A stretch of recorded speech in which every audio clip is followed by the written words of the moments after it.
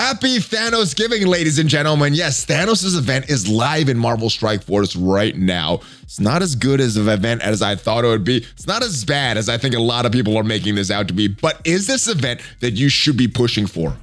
I got my thoughts in this video. We're going to talk about all the details of this event. Also, there's a brand new photo all over the Marvel Strike Force social media of the silhouetted characters coming in the next update.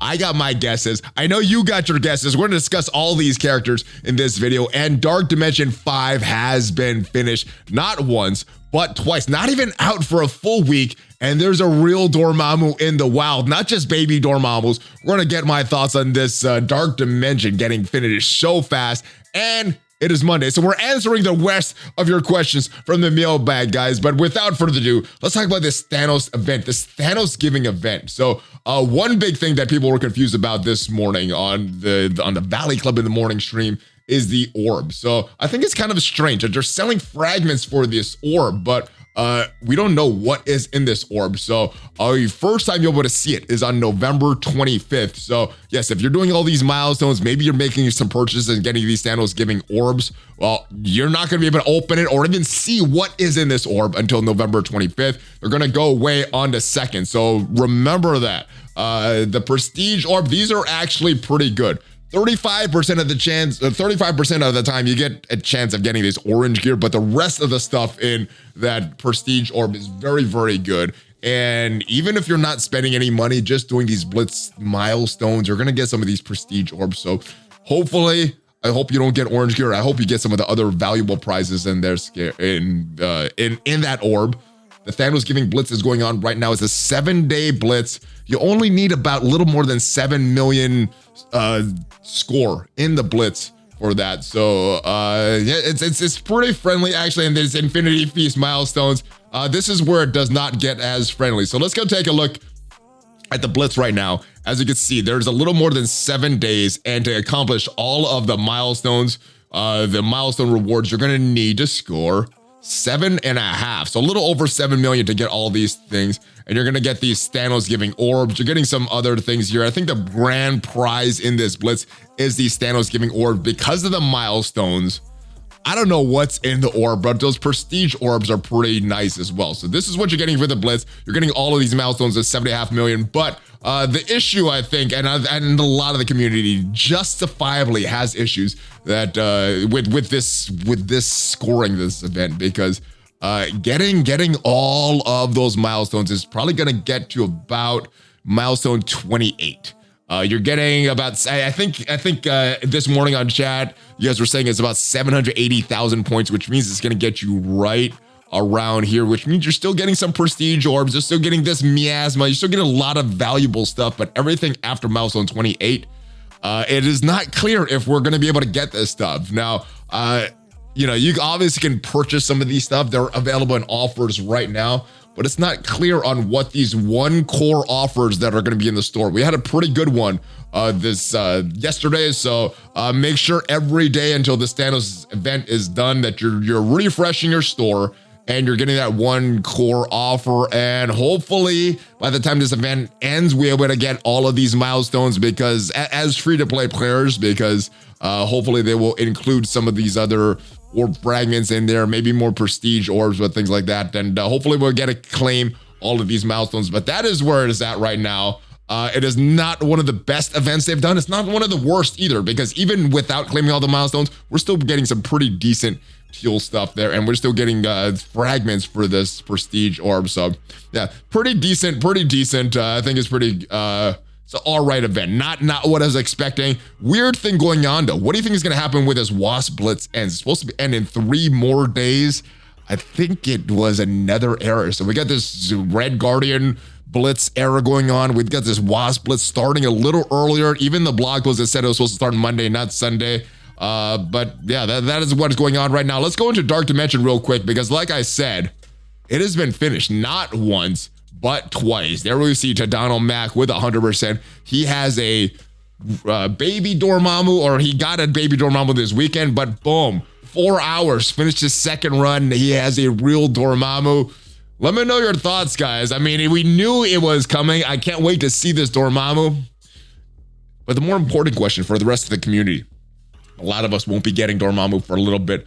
Who do you want Tadano Mac to pick? I think some of the leading characters, Silver Surfer, Kestrel, Cloak, Dagger, Deathpool. Who do you want Tadano to pick? I think that's the big question right there. Let's just go right ahead and let's talk about the questions. We will get to that screenshot in some of these questions. So it is time for the mailbag, guys. Without further ado, boom. Oh, not that one. This one. This is the first question. All right. Hey, Valley. Shouldn't Force Taunt be counted as negative effects because the ISO 8 Skirmisher clears positive effects if the target is vulnerable and the purpose of the fake taunt is not served? Yeah, it's the taunt has always been a weird thing. I think the first time that was used as a pseudo negative effect was that War Machine passive, where I think if an enemy dropped below, I can't remember the percent, but when an enemy drops below a certain percent of health, he's going to apply that taunt on him. And that's when taunt started to become weaponized and would be almost like a negative effect at that point. So I'm actually thinking, because taunt was not used in a traditional way ever since War Machine. There's been other characters that are applying it as like a debuff, but I'm wondering if maybe they should have the normal taunt that's used in a normal way as a normal positive status effect, and then maybe having another effect like a targeting or something like that. I guess that sounds too close to vulnerable, but maybe targeted or something, and that would make you want to hit that enemy, or that it'd make you want to hit the enemy, and making another negative effect, because that would solve some of these issues you're talking about here, clearing positive effects when that's actually not the positive effect you want to clear. Sometimes it is, though. Sometimes you do want to clear that taunt. So I think maybe an easier solution would be these characters like War Machine, some of these other characters that put taunts on enemies, that maybe make it a negative effect as well, so you could remove that. I don't know. It was always kind of a weird mechanic. I don't know if it's breaking the game. I don't know if it's hurting the game, but it would make it more clear if they did something like this. All right, hey, Valley, just want to ask a question, sort of a state thing. When it comes to gear at the moment, I feel there's a lack of Mystic gear due to all the new characters, new warriors, Eternals, and other characters that are needed like Hela. They seems to be more expenditure than intake when it comes to Mystic gear. So I've actually not noticed it with Mystic gear. I'm actually experiencing it right now with the mutants. And for me, it's because of all the Weapon X characters that were coming in a short time. So when the Eternals came out, I actually had a bunch of Mystic gear. So I think there's a bottleneck for everybody at some point in the game. Like, I know a lot of people had gold bottlenecks when I was having that training mat bottleneck. I think Scopely, as much criticism as we give them, I think they're very good at having us have all these bottlenecks in the game, where some people might be gold, some people might be training mats, some people might be Mystic gear, other people it could be other things. And for me, it's that mutant gear, believe it or not. But I think that's proper. I think, at the end of this, I know at the end of this game, this is a game of resource management. So it's about which Mystic characters deserve that gear. Is it the new warriors? Is it the Eternals? Is it older characters like Hela?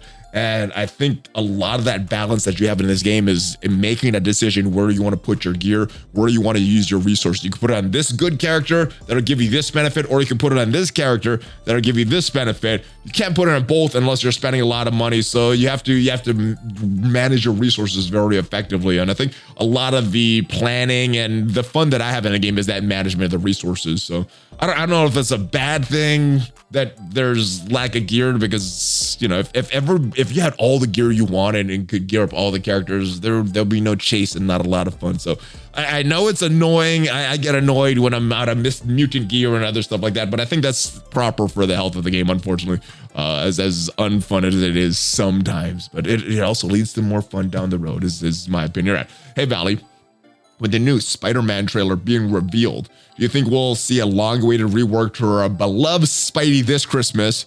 Do you also think it's possible to see reworks and costumes for Green Goblin, Electro, Doc Ock, and possibly additions of Sandman and the Lizard to the game? All right, so we did get this, the screenshot. I guess it's not really a screenshot. It's a photo with silhouettes all over the social media of Marvel Strike Force. Now, as far as the costumes, I think if they think they can make money with the costumes, we're going to get new costumes. So I don't know if we're going to get a costume for Green Goblin, Electro, Doc Ock because of that. They've tried to monetize these costumes like the Phoenix costumes. I don't know who's bought those. The Weapon X Wolverine costume. I don't know who's bought those. So, but based on this screenshot that we saw on social media, I think it is very likely that we're going to get a rework to Spider-Man. All right, so let's take a look at what we saw here. We saw the first character on Friday, and the first character is Magic. So that first silhouette there, right after Dormammu, with the stuff in the head, that is Magic. Next character, we have a few different options here, but the leading theory, and this was a character that's been rumored for a while now, is her.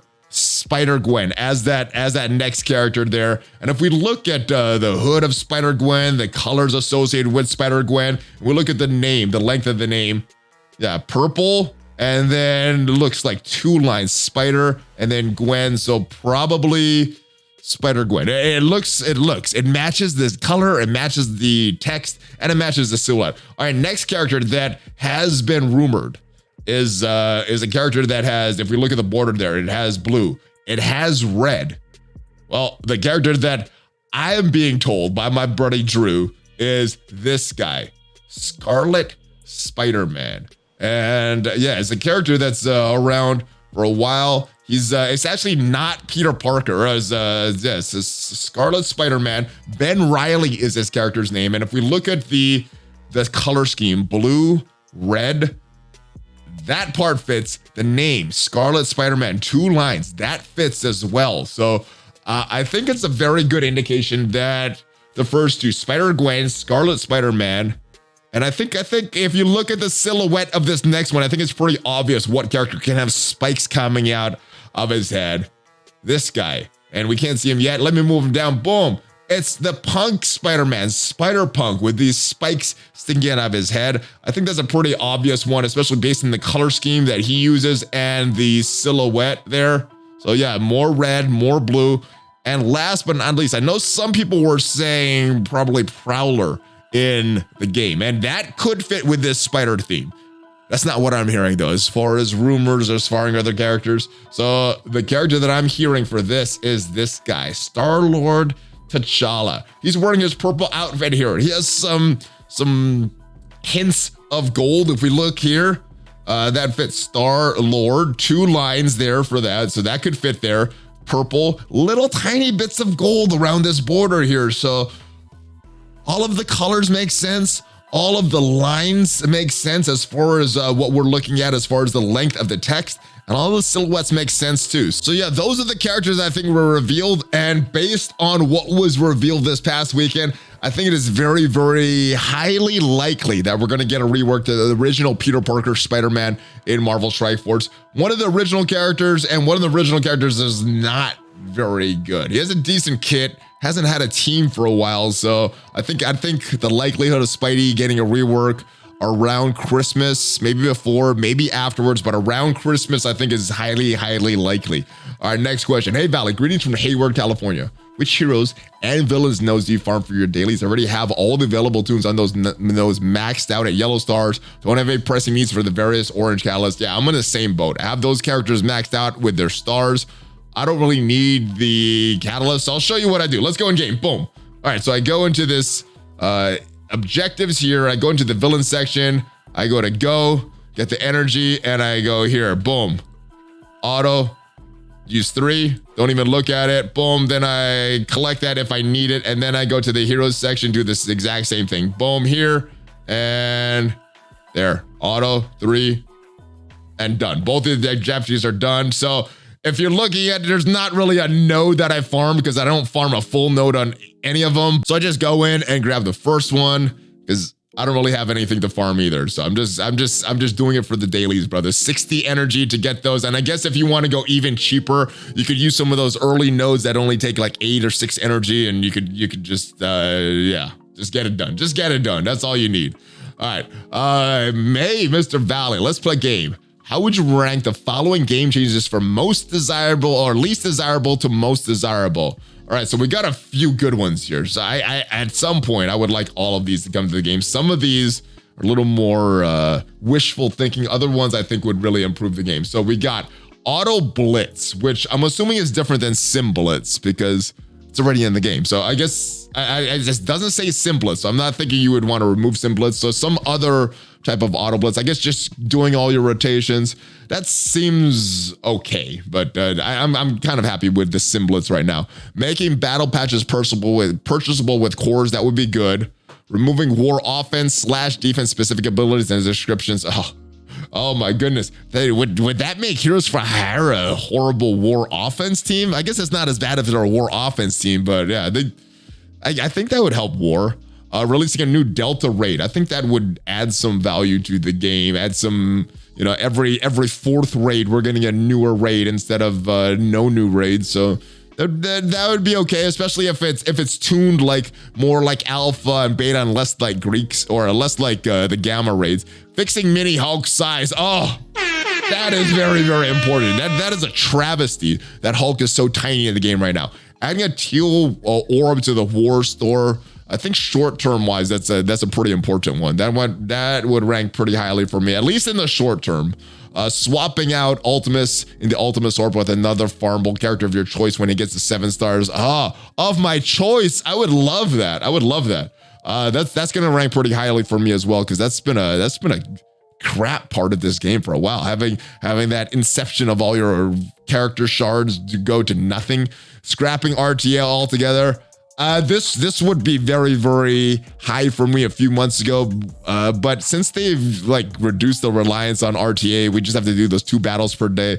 It's not as important to me, but it wouldn't be the worst thing to scrap that game mode altogether. Heroes level 4 and 5 to adding levels 4 and 5 to ISO 8 blue. That would be good, but I could hold off on that right now, especially with the way the blue ISO 8 system is and all the ions. I could definitely hold off on that for now, even though it'd be cool to get some of that stuff. Having the profile pic of the character match the new costume. Oh, that is super important. All right, so let's talk about what is least important. All right, if I have to rate this, I guess I'll go in tiers. So Auto Blitz right now, it's having Blitz Sim there, I think reduced a lot of my annoyance with Blitz. So Auto Blitz would be a low priority. Battle Patch purchasable with cores, I think that would be a good thing for the community. But for me, some of these other things rank a little higher. Scrapping RTA altogether. Like I said, this would have been a high priority for me a few months ago, but since we could use Blitz wins for some of these RTA and we're not getting as many great characters in RTA, I think this is not as high a priority. And then adding 4 or 5 or levels 4 or 5 to ISO 8 blue, I think that's going to be one of the bottom ones. So that's the lowest tier. For raising up the tier, having the profile pic of the character match their costume. It doesn't add anything to the gameplay, but just aesthetically, I think that would add a little more. Fixing the mini Hulk size, same thing. Gameplay wise, it doesn't really do much, but aesthetically, I think that would make me happy. So that'll be my personal pick. And then removing war offense, defense specific ability and descriptions, I think that's a little more pressing than some of that earlier tier. And then the top tier. So these are all the ones that I think are really, really good. Adding a teal orb to the war store. Like I said, that's very high for me. Very short thinking, because that's just with Dark Dimension 5 in mind and not really for the long-term health of the game or anything long-term. But I think that would be a very high priority for me right now. Getting a teal war orb in the game. Swapping out Ultimates in the Ultimate store with a character of your choice, that would be so good when it gets a 7-star. I would love that. That would make the getting all these extra shards so less annoying. Or even if we could get something else with that stuff instead of just stupid ultimate shards or orange gear. Give us something good. More tags to the gamma lanes. I know that would only affect 1 raid out of the 4 that we're getting every 2 weeks. So every 2 weeks every 2 out of 6 weeks. Jeez. It would affect us. Every 4 out of 6 weeks, it wouldn't have a big effect, but having gamma a little more farmable, having it a little easier as matching the difficulty of alpha and a beta, I think that would be good. And then having a new delta raid. I don't think that's a huge request from the community right now, having more raids, having more variety of raids, but I think at least for me, giving that variety, and again, it wouldn't be an all the time thing. This would be every 2 weeks out of 8 weeks if they added a new Greek raid. So that's my order. I went more in tiers than the entire ratings, but yeah, let me know what your thoughts are. All these things are good. Just think those things that I mentioned a little more priority for me, but you might be playing this game and having different priorities what you want. So let me know your thoughts. Where would you rate these things, guys? All right. Gelsong, good day, mate, from good old down under, bright and sunny Queensland. What is up, my friend? Hey, I have not talked to Drew in a while. Is he down there in the land down under? I don't know. I haven't seen him for a while. I don't have a question for you, but an answer about alpha, beta, and gamma orbs. All right, I'm glad somebody is keeping track of this, because obviously nobody at Scopely is keeping track of this, which is why these orbs have not been updated for so long, over a year. And even before that, I think it was a year before that. So what did they update this every year or year and a half? Anyway, all right, the alpha rate inside is Hero Mystic. The characters that are missing: White Tiger, Moon Knight, Cloak, Dagger, Deathpool, Silver Surfer, and after they're properly released, Cersei and Icarus. All right, so I can understand why they don't want Cloak, Dagger, Deathpool, Silver Surfer, and obviously not Cersei and Icarus, but why not Moon Knight? Why not White Tiger? Why have they not been added there yet? That is a travesty. That is silliness. That is laziness. I don't know what that is, but it's not good. It's not what this game needs. We need better, Scopely. All right, the beta, it should be villain tech and villain skill. So missing is Zemo. Why is Zemo missing? He's been out of the meta for so long. Ghost hasn't been relevant for a long time. Minerva, my goodness, premium or exclusive, not for months. Lady Deathstrike, I could understand why they don't add her. Yellow Jacket, they should be adding him. My goodness, he's an unlock for a legendary character. Why is he not in the orbs? I mean, that's probably why, but that is why he should be in there, not why he should not be in there or should not be in. Anyway, you guys know what to say. He should be in there. His Mega Legendary unlock is why he should be in there. And lastly, the Gamma, Cosmic Brawlers and Cosmic Protectors. Corvus Glaive. Corvus Glaive is so irrelevant now. It's sad that he's not in there. Deathpool should be in there. Cull Obsidian, that character has been farmable for so long. Phyla-Vell, not even in their exclusive arena orbs, also in the increased cost in the arena store. I can understand Deathpool not being in these, but we should have Corvus, we should have Cull, we should have Phyla-Vell, especially now that Eternals are here and Infinity Watch is falling out. Zemo should be in there, Ghost should be in there, Minerva should be in there, and yeah, Yellow Jacket, and then of course, Moon Knight and White Tiger. That's who I think should be added. So quite a lot of high value characters missing from all three, but not expecting all to get added due to them new. But seriously, there's a lot of older characters whose time has passed, but surely be added. They're definitely due to be added. But again, I think a lot of the reason that we don't get things updated constantly is because Scopely's lazy on the front end, which means they have to do exponentially more work on the back end, which means that all those things that should be normally updated doesn't get worked on because they're so inundated by all this extra work that they're creating for themselves by not working on the front end of their game and making sure that that is good. And they're having to solve all these problems on the back end. They can't do a lot of forward. So I think a lot of this is because of their laziness with their bugs and it's not being updated. But I will pass this on to Cerebro. And I don't know if he's going to do anything, but I'm going to pass it on to him. He's at least going to see this. Hey, Valley, thanks so much for that awesome meta video back on the 17th. Informative, entertaining, as always. Saw you and Reminex were discussing the new legendary Super Arena, and it sounds like there's a rotation. I'm wondering if there's still a case or if you have any success sticking on defense. It seems like we're transitioning into a new era. We'll need two distinct arena teams, one for offense, one for defense. Who's working for you at this point? Keep on smashing, brother. Thanks again for all the spectacular content, everything you do for the community. Thank you, brother. Thank you for leaving that question. And the arena meta is very interesting right now. You got the Infinity Watch still in there. I still see them on people using them on offense. I see people using them on defense, and the Eternals smash right through that on defense. Now, there's an Eternal defense team that works very good against Eternals, but Infinity Watch could smash. So there's no one arena defense that holds for everything. I could put one Eternals team on there and stop Eternals. I could put another Eternals team on there and stop Infinity Watch. There's no one team that could stop both. So I'm using a couple different teams in arena offense to deal with whatever they're dealing on defense. So there's no defense that holds.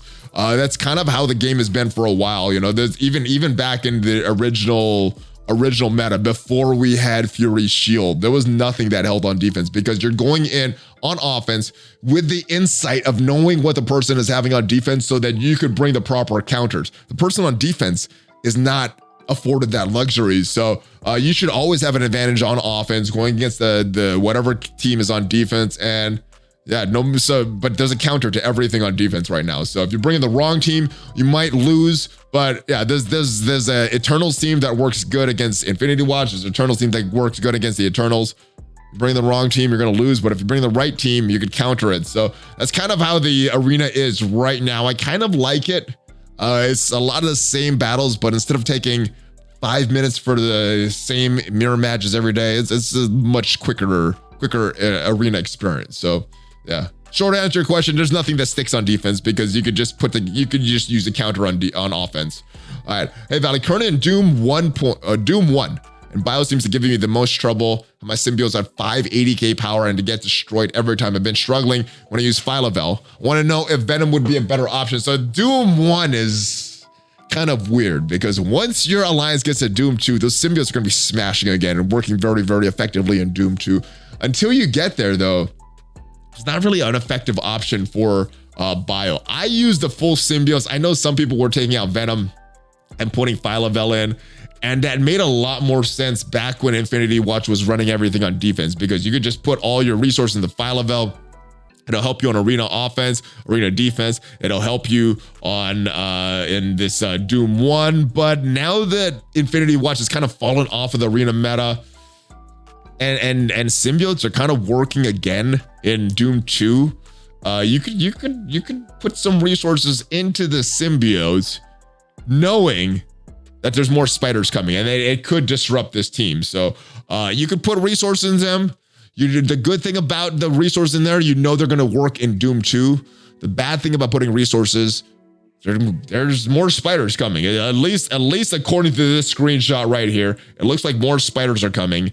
And, you know, the spiders are probably Bio. So this may not be the symbiotes right now may not be the best team in Doom 2 once you get there. But yeah, I've used a bunch of different combos. I think the biggest thing that I can offer you is once you get to Doom 2, those symbiotes will work pretty well, but there's not a lot of great Bio options for Doom 1 right now. So hopefully the symbiotes will get you through at least what you need. Hopefully that combination with Phyla-Vel will help you with that, but maybe it won't be until December where we get a decent option for Doom 1 in the Bio section. It's so weird. Symbiotes work so well in Doom 2. I don't know why they don't work that well in Doom 1, but that's kind of where we are with the game right now. Hey Valley, in Doom raids, every section has an ideal team made for the raids except for tech. Is there any tech character you'd like to see to come to the game for a tech raid? So I was actually looking up a lot of characters for this question. As all the characters that I want to see, they're all like mutants or inhumans or different spiders or villains. But there were a few that I feel could fit with that tech tag. There's not a lot.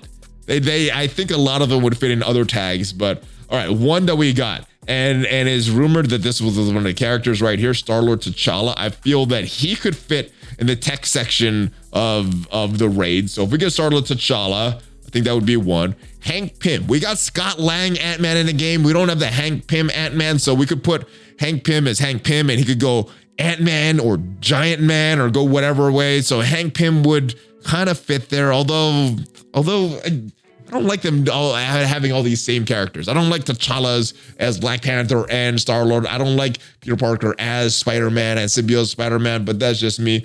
Other ones, Ronan. I think if you're pushing it a little, he could, and the Ronan, the Hawkeye Ronan, not the Ronan, the accuser Ronan. He might be able to fit in the tech section there if you push a little. Same thing with Kate Bishop. We know that she's going to be in the upcoming Hawkeye TV series coming out this week. So if you're pushing it a little, she could be in there. And an obvious choice for characters coming in the game. Who cares if the character fits the tech section? Mephisto. It was Mephisto all along that is a solution to tech. So hopefully he comes to the game very soon. All right, next question. Heroes for Hire. Yuck. Oh, I agree with you. They're so yucky. The Weapon X team is so satisfying because they completely demolished Heroes for Hire. Since I also have a very strong Infinity Watch, I usually end up with 2 Heroes for Hire attacks per war. Today, however, I got Shang-Chi into the yellow and somehow got full healed. It got healed to full. Looks like it may be from Iron Fist without losing a charge. I've never seen this before. It happened twice, making my Infinity Watch punch down loose. Is this a glitch or I've been lucky and never seen this before? Not sure. Honestly, I hate those matches. I'm not paying attention to all the interactions, and I've seen it happen before. I've seen people complain. I'm not sure if that's how it happened. It may be because of that Star-Lord, the Iron Fist passive. He has that 40% chance to heal a character, 30% with his passive, and maybe that Iron Fist was just so strong that it topped that Shang-Chi off, and that was what happened. It could also be a glitch. You remember, Shang-Chi was not supposed to have a heal. He started to heal people. So maybe it's some other glitch that's happening. It has happened to me before. So I don't know if this is something that's proper. I don't know if this is something that's been going on and it never stopped, or if this is something that was going on, stopped, and now it's back. But yeah, they suck. Heroes for Hire sucks. Hopefully you don't get that bug anymore. If it happens, hopefully you could write this customer support and they could get you your energy back and you could do another attack. Quit out of that battle and hopefully you get that energy back because of the bug. That would be my ideal scenario there. But yeah, I don't know. If anybody is more knows about the intricacies of Heroes for Hire a little more than I do, let me know in the comments if there's something to that or if that is a bug. I think it's a bug. I don't see anything about the passives that do that, except if it is the Iron Fist passive like you talk about.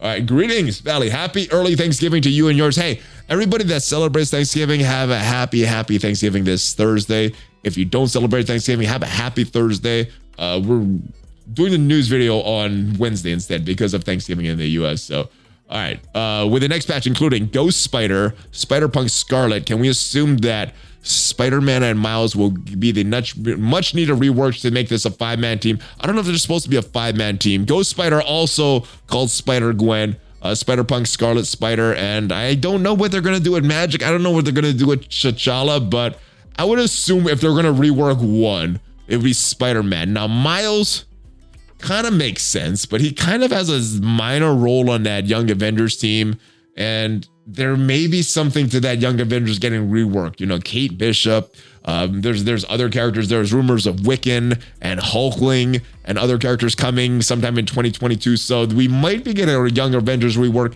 And if their intent is to have Miles stay on that team, probably not. If their intent is to have Miles go on this team and maybe make them raid viable, maybe they'll be the bio solution for Doom 1.0. It's possible.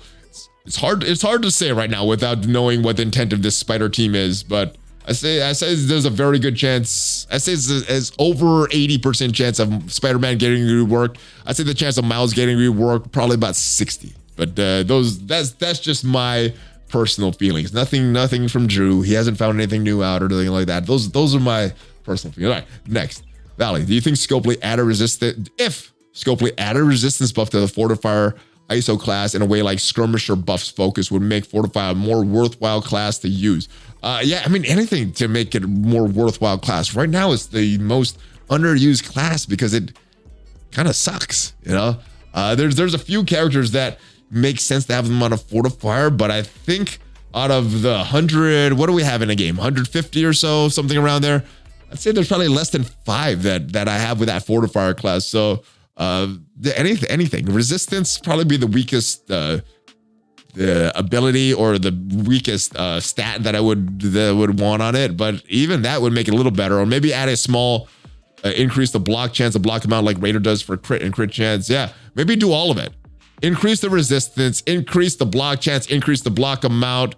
That would make Fortifier a lot more beefy. I would like that. A lot more characters, I think, would justify that Fortifier class. And a lot of those protectors would justify that Fortifier class if they did both of those.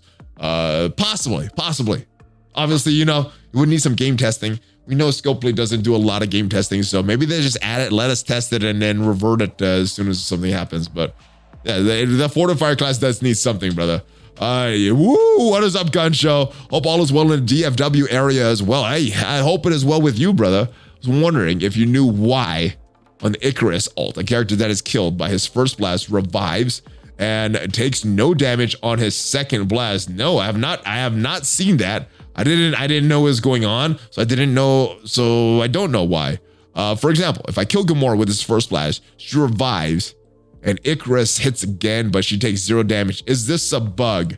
It could be a bug. It could be some weird interaction with the way that the ultimate is also triggering again and not doing the damage. Maybe it's not recognizing the enemy as an enemy that was there, so it can't. I don't know. There's probably some weird interaction going on in the background that's causing it not to work. If we go into the game right now, it's exactly what it says. Attack all enemies 400% damage on kill. Repeat this attack. So he's supposed to go 400% damage again.